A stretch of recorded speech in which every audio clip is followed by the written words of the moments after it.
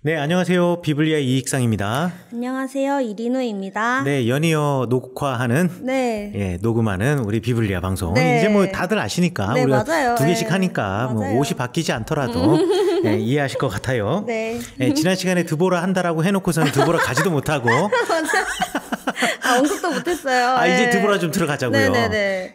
지난번에 3절까지 했는데 네. 이제 4절부터 시작하도록 하겠습니다. 우리 말을 좀 빨리 해가지고 알겠습니다. 네네. 꼭 이번에 드보라 끝내도록. 끝낼 수 있을까요? 그렇죠. 두 개씩 해야지.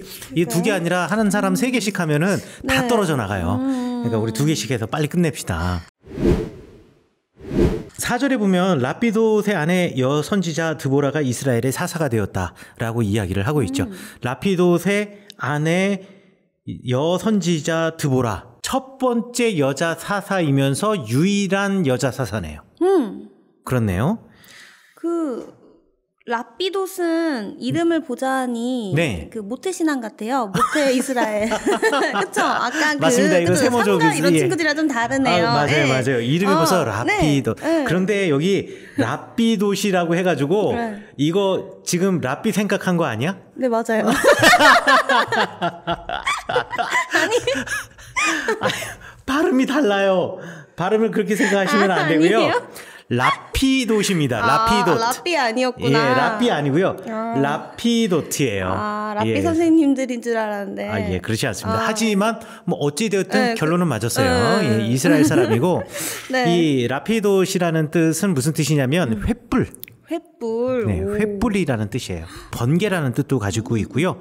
빛의 이렇게 이미지를 가지고 있는 것이다 라고 생각하시면 되겠고요.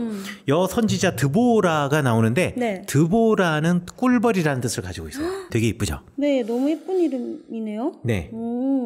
자, 그런데 여기서 보면 여선지자 드보라가 이스라엘의 사사가 되었다라고 이야기를 합니다. 혹시 제가 지난번에 사사라는 말의 뜻을 설명해 줬는데 기억이 나시나요? 1화 때. 네, 1화 때. 1화 때. 네. 네, 사사. 표정은 기억을 못하는 표정으로. 제가 사사. 네. 그래요. 제가 왜 사후 관리하시냐? 사 전에 하는 게 예언자 아니냐? 뭐 이런 질문했던 것 같아요. 그렇죠? 네. 뭐 기억은 안 나지만 서로 기억을 못하는 건가요? 그래요. 이 사사라는 말은 재판관이라는 의미도 뭐 말하기도 하고 그다음에 뭐 구원자 뭐 여러 가지 의미가 판관 여러 가지 의미가 있는데 제가 사사를 뭐라고 이야기했냐면 디시전 메이커라고 얘기했어요. 의사결정의 최고 책임자. 그러니까 사사의 역할을 뭐 군대 장군이라든가 내지는 사사의 역할을 어떤 뭐 싸움과 뭐 이런 걸로만 연관을 시키면은 안 되고 실제로 사사들은 아주 다양한 역할을 했다. 특별히 여선지자 드보라는 이스라엘의 그 의사결정의 최고 책임자의 자리에 있었는데 원래 이 여인이 하던 일은 뭐였느냐? 선지자였다라는 거예요. 선지자는 하나님의 음성을 듣는 사람이잖아요. 그러니까 하나님의 음성을 듣고 그리고 이스라엘에 나아가야 할 방향 그리고 이스라엘 공동체 안에서 벌어지는 자잘한 사건들에 대해서 무엇이 옳고 그름 무엇이 하나님의 뜻에 맞고 그렇지 않음을 판단해주는 사람이었다라는 거죠. 그러니까 선지자가 하는 일이라는 것이 단지 어떤 일을 갖다 예언하거나 이런 것에만 이제 국한이 되어 있는 것이 아니라 그러한 선지자가 이스라엘 공동체에서 대표자로서의 어떤 그 사람들로부터 지지를 받는다 그래야 되나? 뭐 이럴 경우에는 사사가 될 수 있다라는 거예요. 물론 사사가 되기 위해서 가장 중요한 것은 하나님의 영이 임하고 하나님의 권위가 주어지는 것이 가장 먼저이겠지만 어찌되었든 사사의 역할이 반드시 전쟁과 관련되어 있는 것은 아니다. 에훗도 전쟁과 관련되어 있고 온니엘도 관련되어 있었고 삼갈도 관련되어 있었지만 지금 드보라는 전쟁과는 관계가 없는 사사, 직접 전쟁의 지휘관으로 나가지 않았던 사사라고 생각하시면 될 것 같아요. 하지만 그 전쟁의 승리를 예언하지 않나요? 전쟁의 승리를 예언하지요. 하지만 전쟁 자체에 내가 나가서 군사들을 진두지휘하는 이전에 소개됐던 사사들과는 다르다라는 것을 이야기하는 거죠. 드보라라고 하는 사람하고 라피도 나왔고요. 등장인물 나왔고 이제 지역으로서 에브라임 산지 라마와 베델 사이에라고 이야기를 합니다. 이제 라마와 베델 사이 하면은 그 머릿속으로 상상을 우리는 그냥 라마가 어딘지 베델이 어딘지 모르잖아요. 그 지도를 보시면은 이게 베냐민 지파의 땅이에요. 그래서 이 드보라는 베냐민 지파의 사람이었지 않았을까라고 우리가 추측해 볼 수 있는 근거가 여기 있고요. 드보라의 종려나무 아래 거주하였다라고 해서 종려나무도 이름을 아예 드보라의 종려나무라고 이름을 딱 붙여놨어요. 종려나무라는 것은 네. 팜트리예요. 데이트팜. 그래서 대추 야자 열매가 맺히는 그 나무를 갖다 종려나무라고 하는데 특별히 그 나무를 드보라의 종려나무라고 부른 이유라고 한다면 그 종려나무 아래쪽에 재판을 할 수 있는 뭐 재판정을 만들어 놓았거나 그늘 아래에서 드보라가 이렇게 앉아 있거나 뭐 이렇게 하면 사람들이 다 그곳을 찾아왔기 때문에 아마 드보라의 종려나무라고 이름 붙이지 않았던가라고 생각해 볼 수가 있습니다. 자, 드보라가 사람을 보내어서 아비노함의 아들 바락을 네. 납달리 게데스에서 불러다가 그에게 이제 하나님의 말씀을 전해주죠. 네. 이 이야기는 뭐냐면 이스라엘 백성들을 불러가지고 네. 다볼산으로 가라라고 명령해 준 겁니다. 자, 그러면 여기서 이제 아비노함의 아들 바락이라는 사람이 나오는데 네. 이 바락이라는 사람, 아비노함이라는 이름은 아주 전형적인 이스라엘 사람 이름이고요. 바락도 마찬가지입니다. 이 바락이라는 뜻의 의미는 천둥번개예요. 자, 그러니까 뭐 이 사람도 번개라는 의미를 가지고 있는 거예요. 그때 바알 신이랑 이름 되게 비슷하네요. 그러고 보니까. 바알하고 바락은 사실 달라요. 달라요? 같은 바자로 시작이 되긴 하지만 바알은 그 의미가 원래 주인이라는 뜻을 가지고 있어요. 주인이라는 것. 하지만 바락은 이제 번개라는 천둥번개의 의미를 가지고 있다라고 생각하시면 되겠고, 납달리의 게데스에서 불렀다라고 딱 찍어주는 순간 이 사람이 어디에 속한 사람인지 우리가 알 수가 있어요. 어떤 책에는 이 납달리 게데스 출신의 바락을 납달리 사람이다. 왜냐하면 납달리 땅에 있는 게데스라는 마을에서 왔으니까 이제 납달리 사람이다라고 설명해 놓은 제가 책도 본 적이 있는데, 사실 그렇게도 볼 수 있겠지만 납달리 땅의 게데스는요, 레위인들에게 주신 48개의 성읍의 리스트 안에 들어가요. 그러니까 게데스에 살고 있는 사람은 사실 레위인일 확률이 더 높아요. 그렇기 때문에 저는 오히려 이 납달리 게데스 사람인 바락은 오히려 레위인이 아니었을까라고 추측을 해봅니다. 그래서 레위인의 48개의 성읍 같은 경우에도요, 네. 홈페이지 들어가시면 비블리아 홈페이지 들어가시면 거기에 레위인들의 성읍이라고 검색하시면 48개의 성읍이 거기 나오게 될 거예요. 책에도 있나요? 책에는 제가 해놨는지 기억이 안 나네. 책에 있어야지 책이라도 좀 팔 텐데. 농담이고요. 네. 네. 홈페이지에 나와 있으니까 네. 여러분들 확인해 주시기 바라겠고요. 그 바락에게 네. 드보라가 한 말이 무엇이냐면, 이스라엘 하나님 6절에 나옵니다. 이스라엘 하나님 여호와께서 이같이 명령하지 아니하셨느냐. 너는 납달리 자손과 스불론 자손 10,000명을 거느리고 다볼산으로 가라라고 이야기를 합니다. 스불론 땅하고 납달리 땅은 붙어 있어요. 스불론 땅과 이사갈 땅의 경계선에 있는 산이 다볼산이에요. 그러니까 실제로 뭐 이렇게 생각하시면 돼요. 납달리 땅 사람들과 스불론 땅 사람들을 데려다가 10,000명을 데려다가 니네 스불론 땅 경계에 있는 다볼산으로 올라가라 라고 이야기를 한 거라고 생각하시면 될 것 같아요. 그 이유는 7절에 나오죠.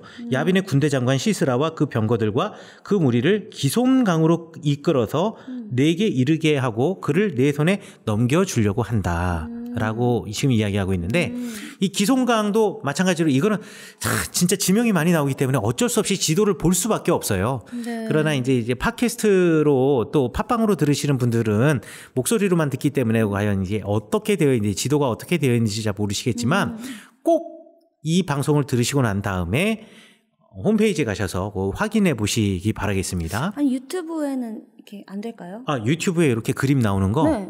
이건 우리 송 PD 되나요? 될 것 같은데? 여기 김영성 목사님 자리에 마침 지도를 이렇게 놓으면 되지 않을까?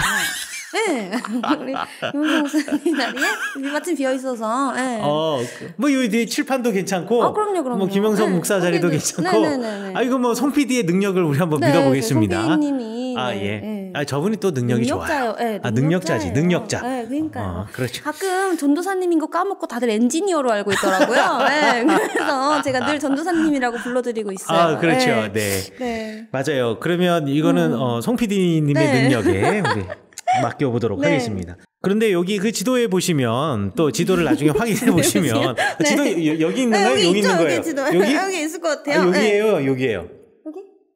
뭐 그래 여기 지도 여기 이렇게 보시면은 여기 지금 이스라엘 골짜기 보이시잖아요. 그 이스라엘 골짜기에 그 다볼산 보이시죠? 그 다볼산 아래에 이스라엘 골짜기 한가운데로 기송강이 지나가요. 그 기송강으로 끌고 오겠다라는 얘기예요. 그 군대들을. 그런데 이 하솔이라고 하는 지역은 지도 보시면 알겠지만 하솔이라고 하는 지역은 저 위에요. 저 위에서 기송강에다 진을 치려면 성경에 나와 있는 그 지역으로 가려면은요 다볼산을 휘돌아가야 돼요. 그러니까 이제 사람들이 성경 학자들이 추측하기는 시스라가 아니 싸울 거면 뭐 굳이 이렇게 휘돌아오냐. 애초부터 시스라가 살고 있는 하로셋 하코임이 기송강의 저기 하류 쪽 지중해 맞닿은 쪽 어딘가에 있었고 다볼산에 있는 이 바락의 군대와 전쟁하기 위해서 이제 동진을 해와서 거기서 이렇게 딱 진을 쳤을 것이다 라고 이제 추측을 하는 거예요. 그러니까 학자들이 이 추측할 때 대충 추측하는 게 아니라 여기 나와 있는 지형과 지물들을 잘 판단을 해서 이제 상상의 나래를 펴는 거죠. 자, 그렇게 이야기를 했는데 여기서 재밌는 표현이 나와요. 무슨 표현이냐면 산 위에 올라가서 진을 치라라는 말이 사실은 중요한 말이에요. 왜냐하면 아까 우리가 이야기를 했는데 블레셋 사람들은 병거를 가지고 있잖아요. 병거가 어떻게 생겼는지 아시죠? 철병거. 예, 병거가 어떻게 생겼는지 아시죠? 이렇게 생겼잖아요.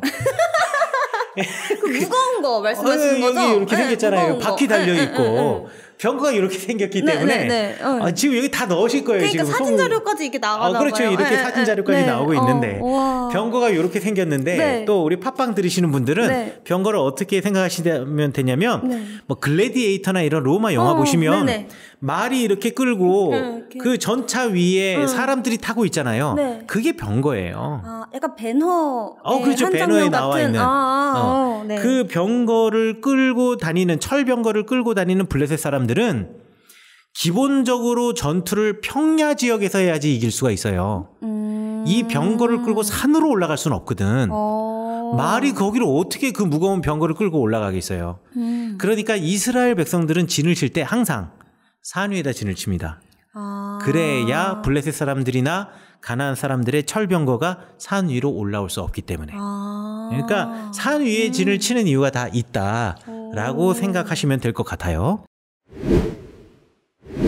자, 그럼 이제 다시 성경 본론으로 돌아와서 가라고 이야기를 했는데 바락이 이렇게 이야기하죠. 당신이 나와 함께 가면 내가 가겠지만 나와 함께 가지 아니하면 나도 가지 않겠습니다. 라고 이야기를 하고 있습니다. 그러니까 하나님의 말씀을 믿지 못하는 거죠. 약간 조금 찌질해요. 아니 그 드보라가 같이 가면 가고 아니면 안 가겠다라는 거잖아요. 그럼 불안한가요? 그렇죠. 불안할 수 있을 것 같아요. 왜냐하면 이제 고대 사회에서 전쟁을 나갈 때 그리고 전쟁터에서 항상 무슨 급변하는 어떤 사건이 있거나 이럴 때에는 항상 하나님의 사람에게 물어보는 전통이 있어요. 전쟁 전에도 그랬고. 그래서 사울 같은 경우에는 나중에 이제 사울이 아주 포악해졌을 때 사울 주변에 남아있는 선지자가 아무도 없는 거예요. 게다가 사울의 때에 신접하는 사람, 이런 사람들도 다 없애라 그래서 도저히 이제 만날 사람이 없거든요. 그런데 마지막 전쟁을 할 때 더 이상 내 주변에 남아있는 하나님의 사람이 없으니까 사울이 몰래 변장을 하고 엔돌에 있는 신접한 여인을 찾아가요. 근데 그 신접한 여인이 사울을 단번에 알아보죠. 알아보면서 니네가 나를 죽이려고 할 때는 언제고 지금 와서 이런 이제 대화들이 이제 오가기 시작하는데 그게 뭐냐면 항상 전쟁을 할 때 하나님의 뜻을 물어보고 어떻게 해야 될지를 물어봐야 되는데 그 사람이 내 옆에 있지 않으면 스스로 자기가 생각하기 불안한 거예요. 바락의 입장에서는. 그래서 함께 가자라고 이야기를 하는 것이다 라고 생각하시면 될 것 같아요. 그런데 여기에서 드보라가 말하죠. 그러나 내가 너와 반드시 함께 갈 거다. 그러나 내가 가는 길에 영광을 얻지 못할 것이다. 라고 이야기를 합니다. 그러니까 이건 아주 그냥 뭐라 그러죠? 저주라고 할 수는 없지만 이 사람의 노력의 대가를 내지는 자기가 받아야 할 칭송의 대가를 제대로 받을 수 없을 것이다. 라는 것을 이제 애둘러서도 아니고 아주 직접적으로 이야기를 하네요. 그럼 드보라는 왜 굳이 같이 가는 거예요? 같이 가자. 그거 갑자기 나 물어보니까 나도 대답을 못하겠네. 영광을 얻지 못할 거 알면 저라면 그냥 종려나무 아래 드보라가 얻지 못할 게 아니라 바락이. 그러니까 근데 바락이랑 같이 가잖아요. 드보라가. 그렇죠. 그러니까 어쨌든 동행인이 되겠다는 건데. 네. 얘가 어차피 영광 못 얻을 거면 전 그냥 편하게 다시 종려나무 아래에서 재판 봐주고 그럴 것 같아요. 안 가겠대잖아요. 같이 안 가면 아예 싸우질 안 싸우겠대잖아요. 그래서 바락이 뗐으니까. 때를 쓰니까 쫓아간 거고 쫓아가면서 네. 이 바락에게 내가 가기는 가지만 너 가는 길에 영광은 없을 거야 라고 이야기를 하는 거예요. 너무 슬픈 길인데요. 영광의 길을 가면 좋겠는데. 불신하는 사람에게 주어지는 응분의 대가? 뭐 그렇게 말하면 될까요? 어쩔 수 없는 것 같아요. 자, 그런데 이 사사기를 기록한 사람은 여기에다가 자기의 설명을 붙여줍니다. 뭐라고 붙여주냐면 9절에 이는 여호와께서 시스라를 여인의 손에 파실 것임이니라 하고 드보라가 일어나 바락과 함께 게데스로 가니라 라고 되어 있어요. 네. 야, 영광을 얻지 못한다. 어떻게 영광을 얻지 못하냐? 시스라와 네가 전쟁을 하되 시스라를 죽일 사람은 너가 아니라 사실 장군의 목을 치는 사람이 최종 승자잖아요. 네. 삼국지 같은 데도 보면 뭐 10만 대군이 서로 싸우더라도 결국 장군의 목을 치는 사람이 영웅이죠. 영웅이 되는 거잖아요. 네. 그 목을 치는 사람이 네가 아니라는 거예요.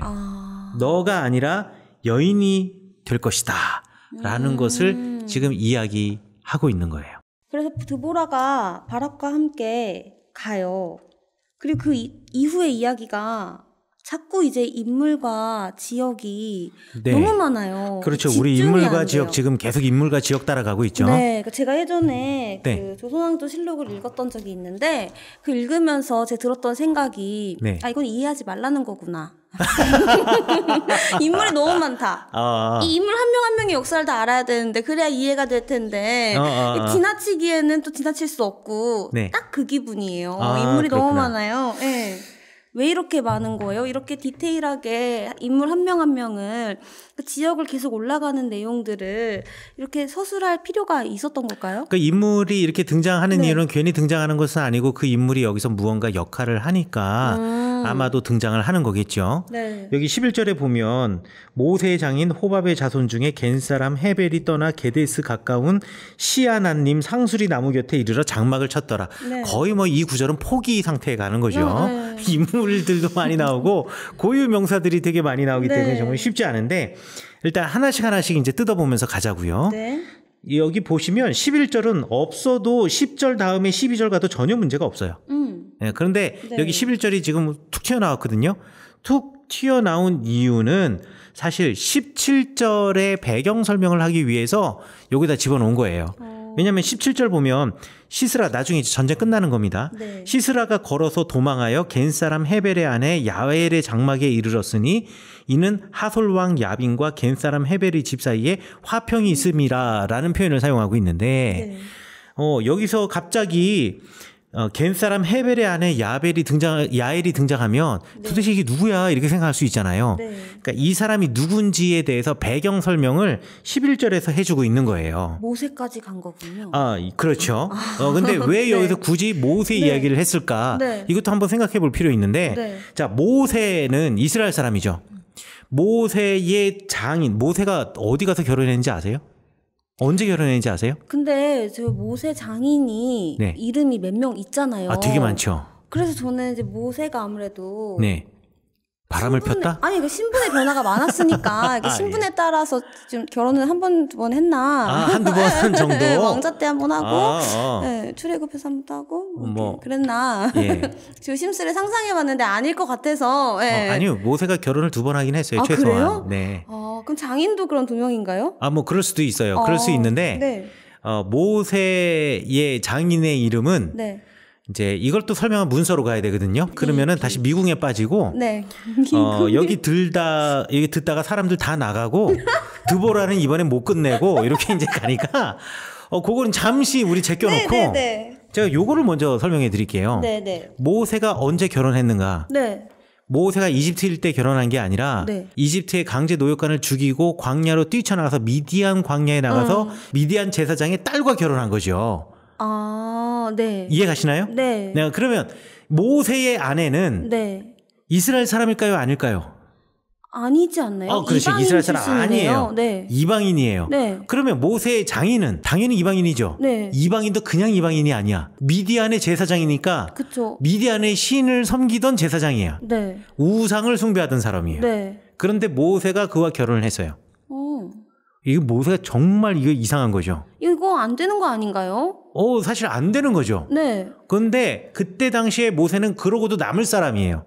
왜요? 모세 좋은 분이잖아요. 좋은 분이 된 것은 시내산에서 호렙산에서 하나님을 만나고 난 다음에 좋은 사람이 된 거지.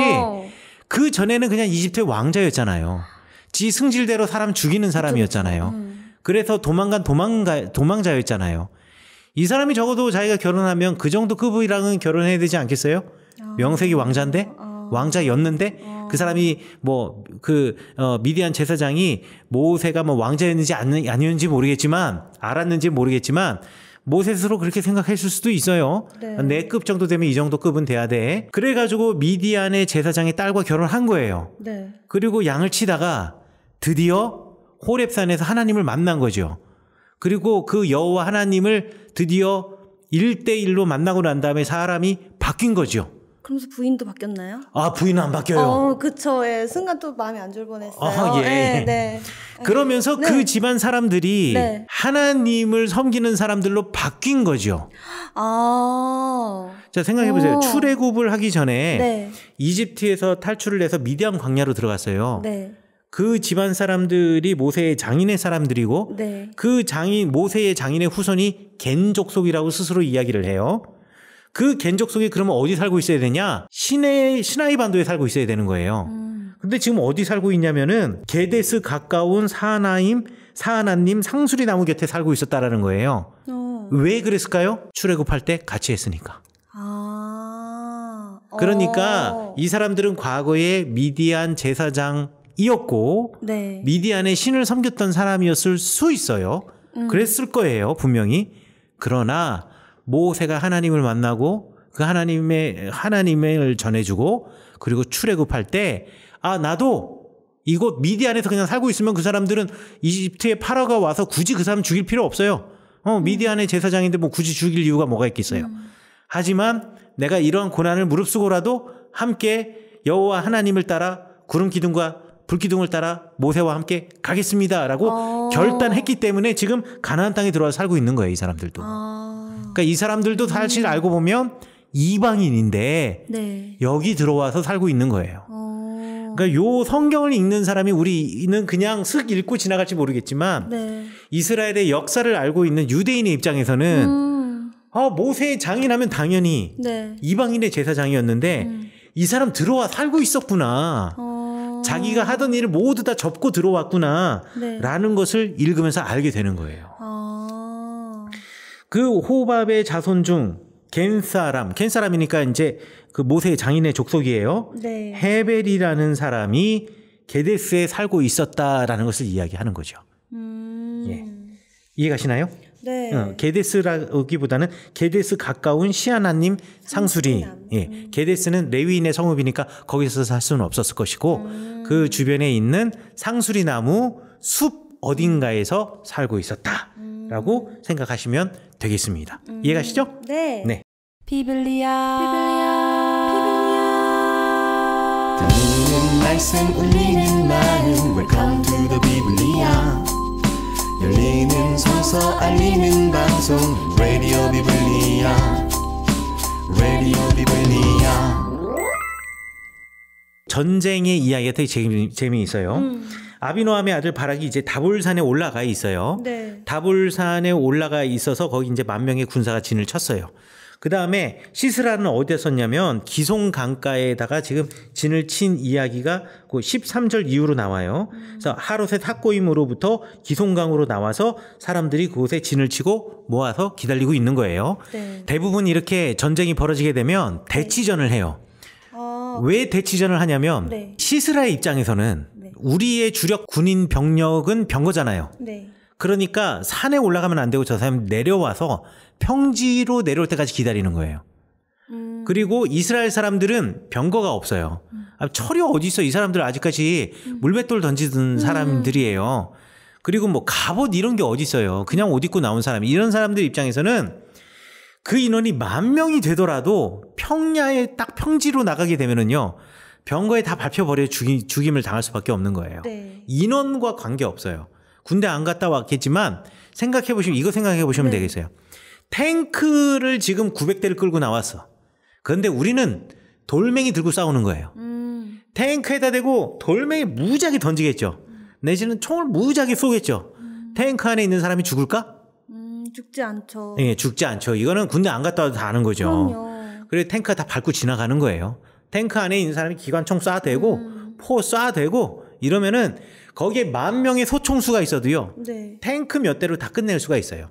그렇기 때문에 이스라엘 사람들도 산 위에서 저 사람들이 올라올 때까지 기다리는 거고, 가나안 사람들의 군대도 저 사람들이 내려올 때까지 기다리는 대치전이 일정 기간 벌어질 수밖에 없는 거예요. 자, 그때 드보라가 네. 바락에게 뭐라고 이야기하냐면 네. 10,000명을 거느리고 다볼산 아래로 내려가라 라고 이야기를 하는 겁니다. 내려가도 되나요? 안 되죠. 그러니까요. 이게 내려와서 자살행위죠. 네.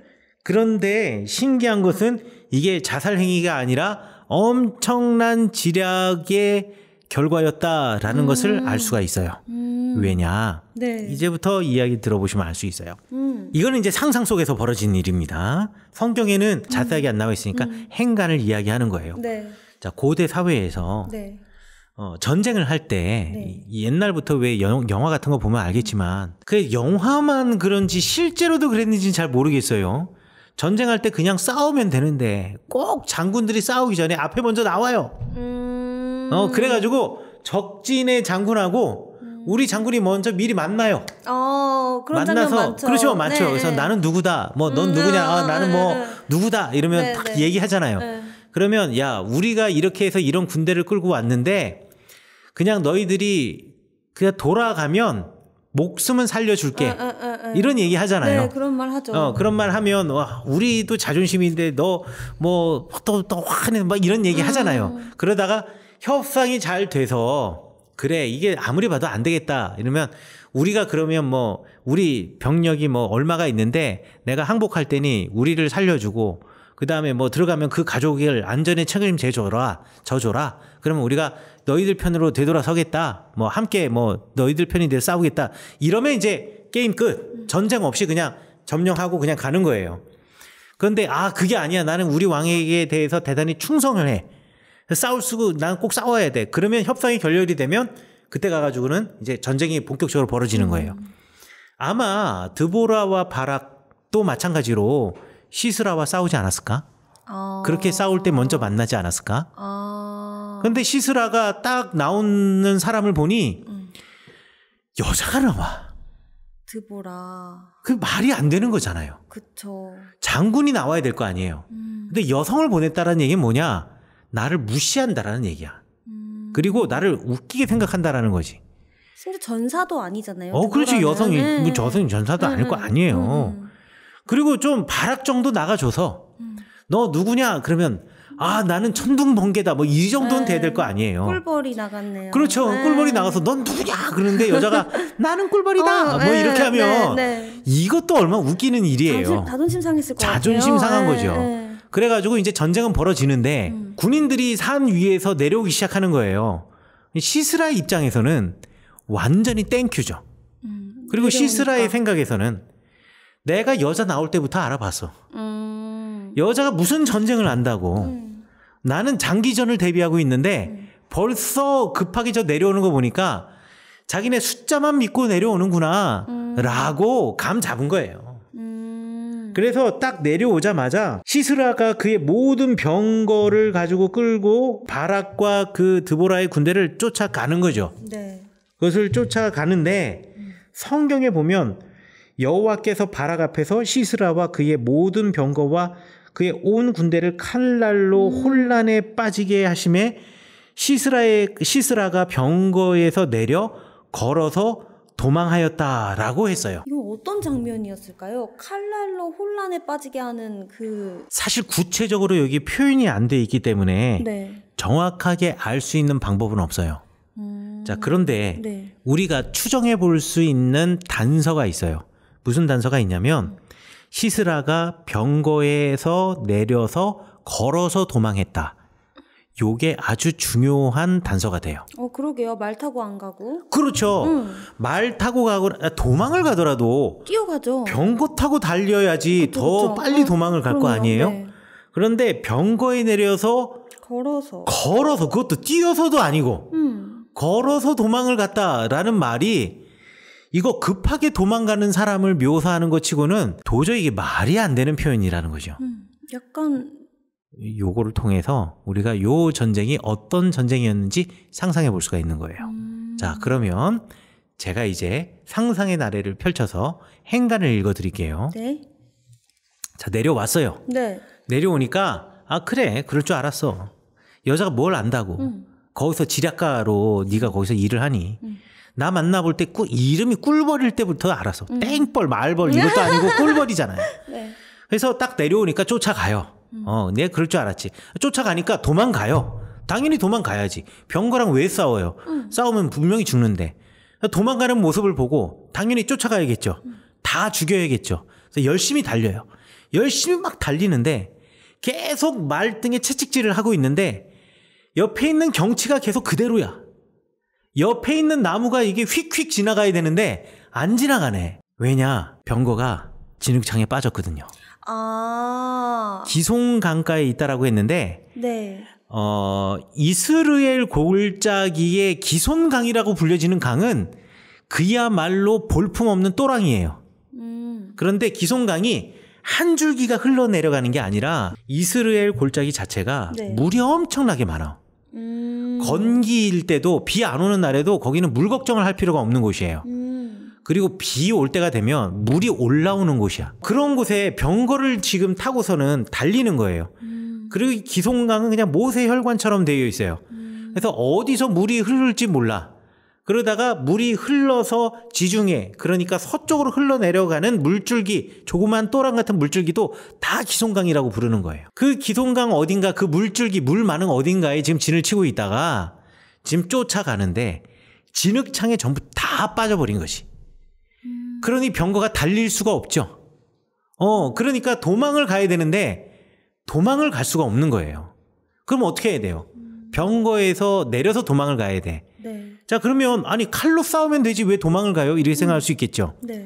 병거 900승에 사람 몇 명 탈 수 있을 것 같아요? 병거 하나당 보통 사람 둘 타요. 그러면 900승이면 1800명의 군인이 있다라고 산술적으로 쳐요. 자, 그런데 이스라엘 사람들은 몇 명이라고요? 10,000명이에요. 10,000명 대 1800명이 싸우는 거예요.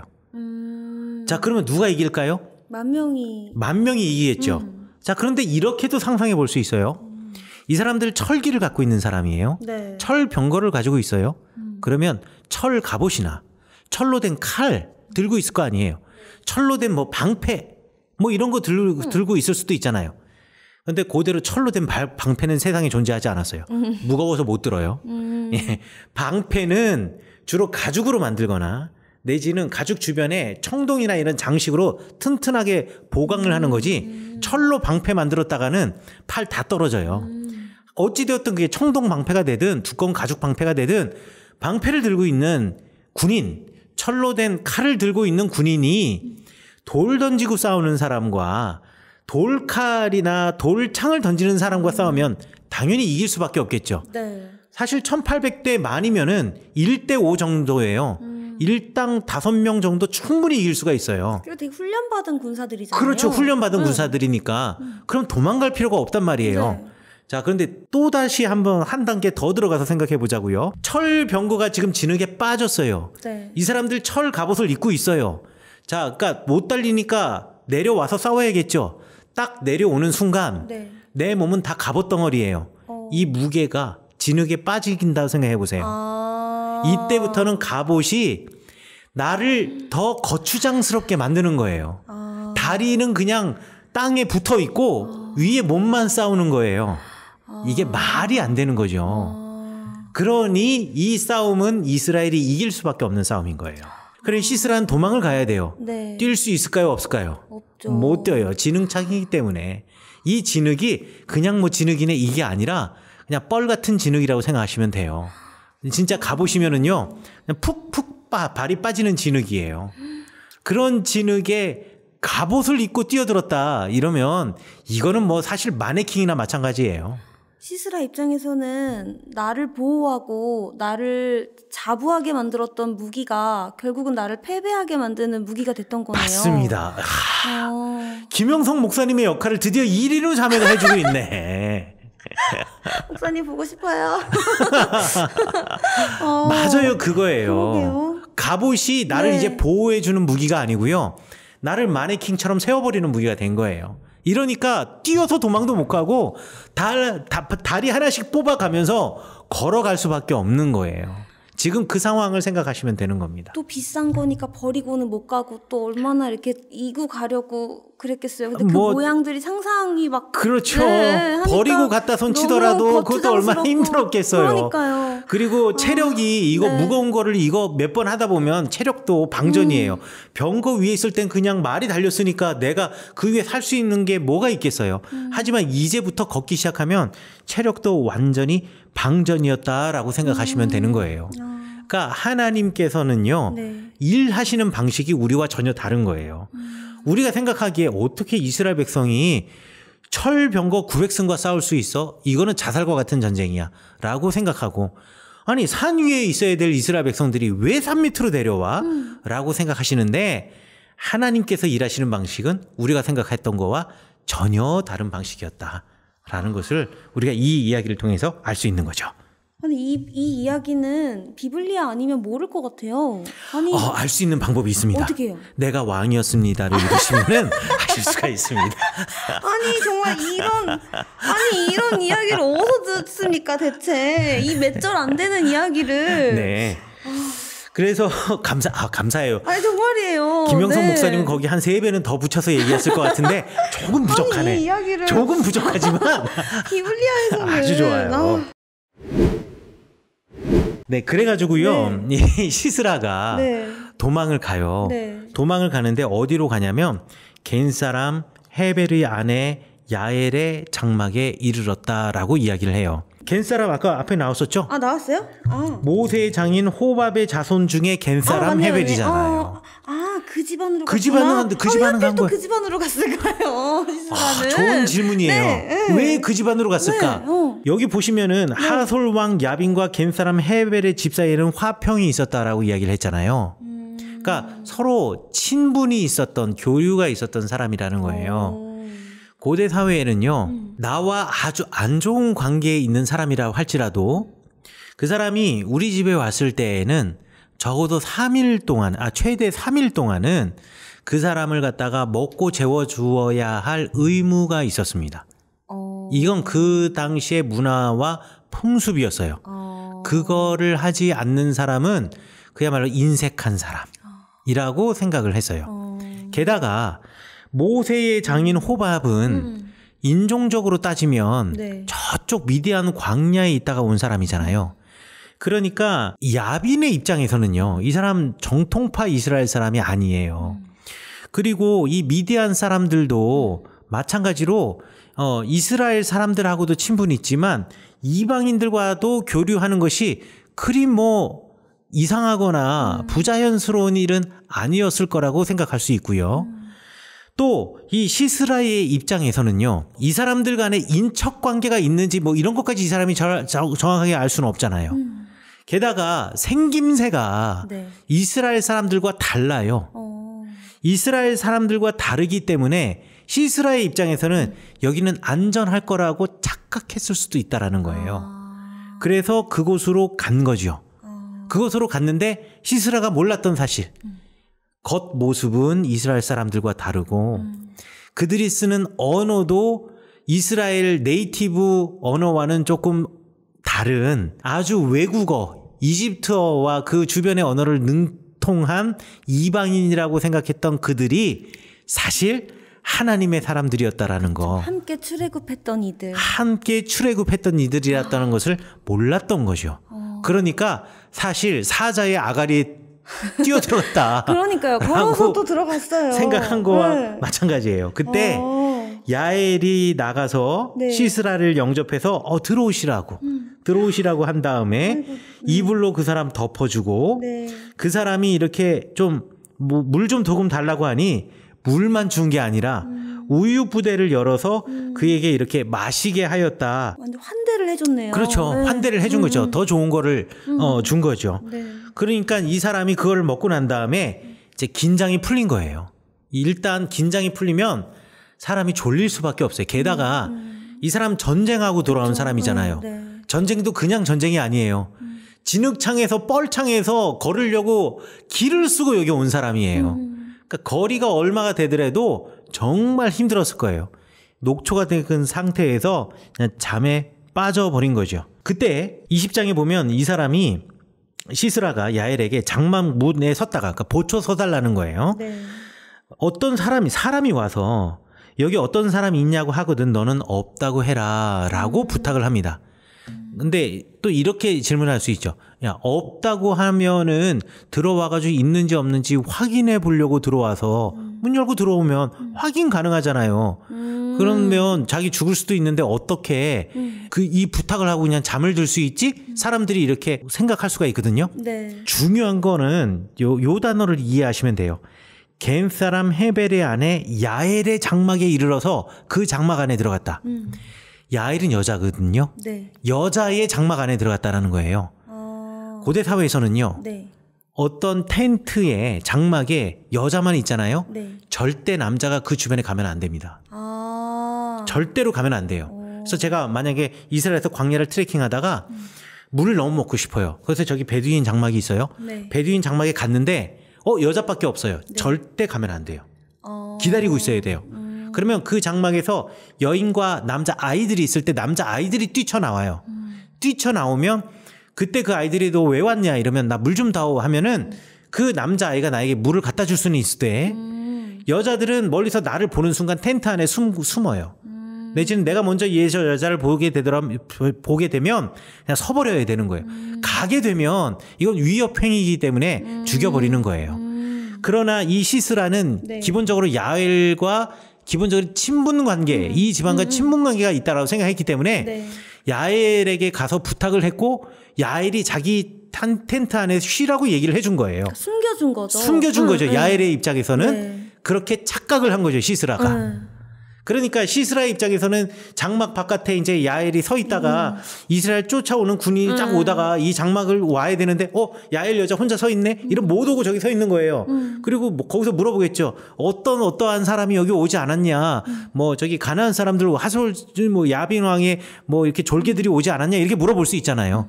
그렇게 물어보면 없다라고 얘기해라. 없다고 해도 절대 이 장막 뒤지지 않거든요.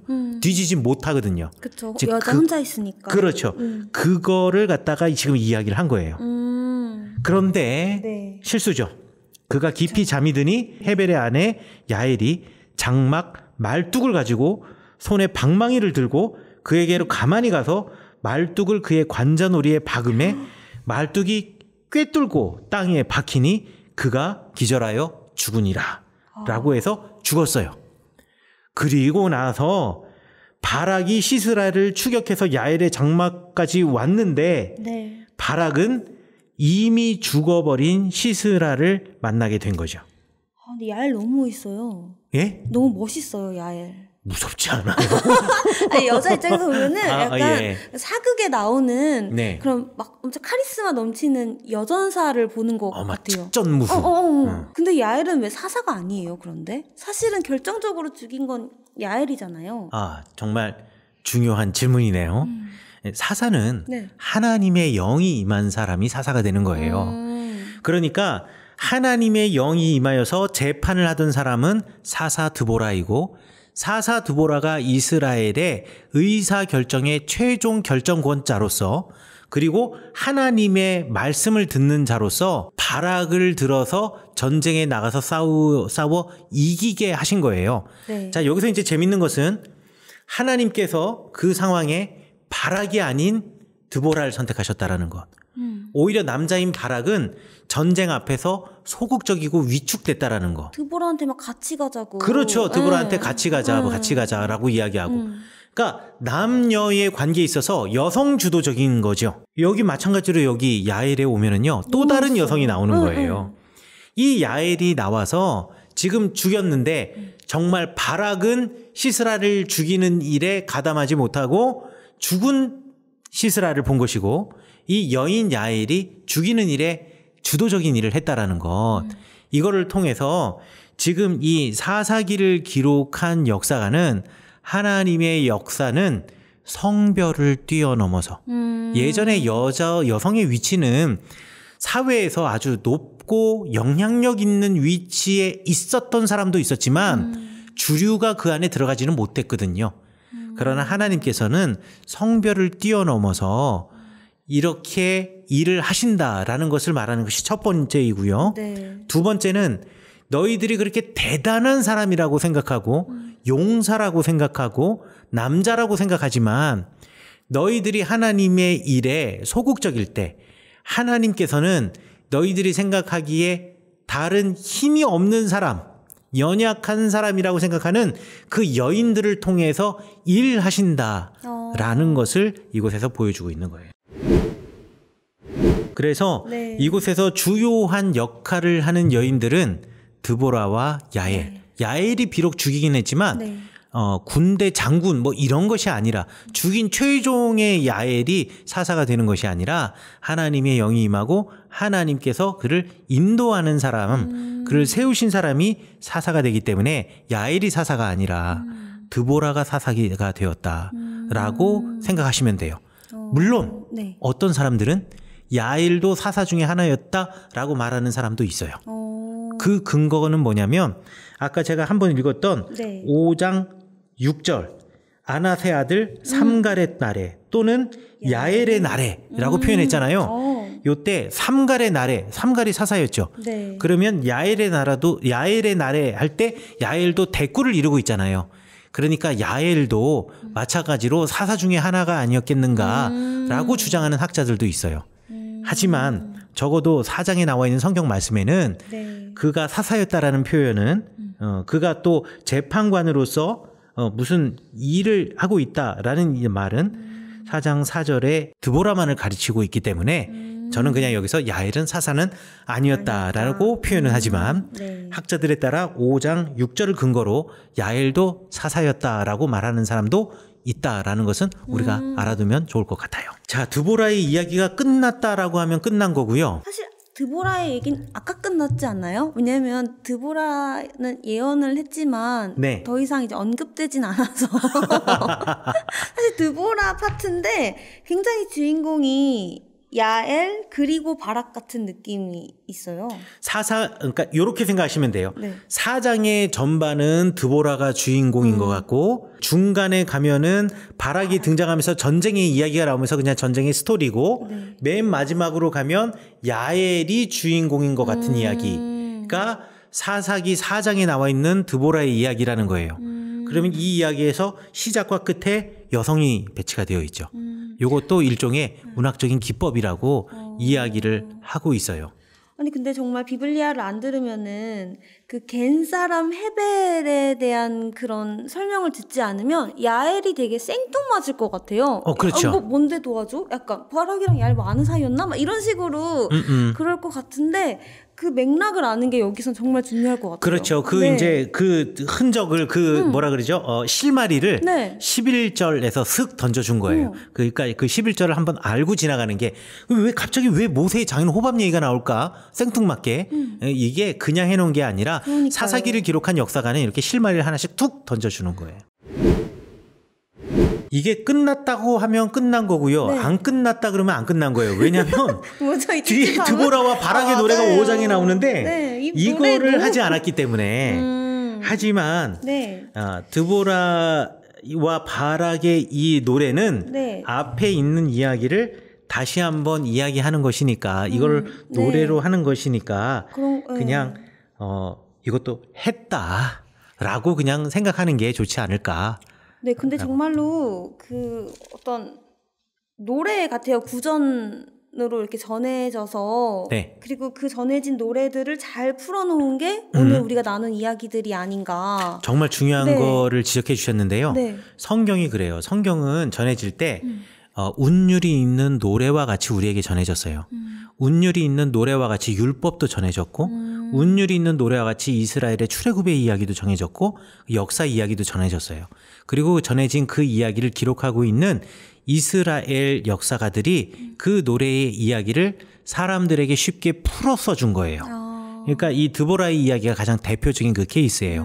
5절의 노래를 사람들이 듣고 있었고 그 5절의 노래를 풀어서 5장의 노래를 풀어서 4장의 이야기를 기록한 것이다 라고 생각하시면 될 것 같아요. 네, 그러면 우리 사사기 드보라 이야기 여기서 마쳐도 될까요? 네, 맞춰도 될 것 같습니다. 더 궁금한 것 있으면 네. 댓글로 남겨주시면 감사하겠습니다. 네, 그러니까요. 약속대로 드보라 네. 이야기를 2회 만에 마쳤습니다. 다음은 기드온이잖아요. 네네. 제가 기드온 참 좋아하거든요. 아, 그래요? 네. 큰일 났네. 그러니까요. 저번에 1화 할 때 예. 네, 기드온에 대해서 살짝 이렇게 해주셨는데 네네. 기대가 됩니다. 네. 네. 그러면 우리 다음 시간에 네. 기드온의 이야기로 만나도록 하겠습니다. 네. 감사합니다. 감사합니다.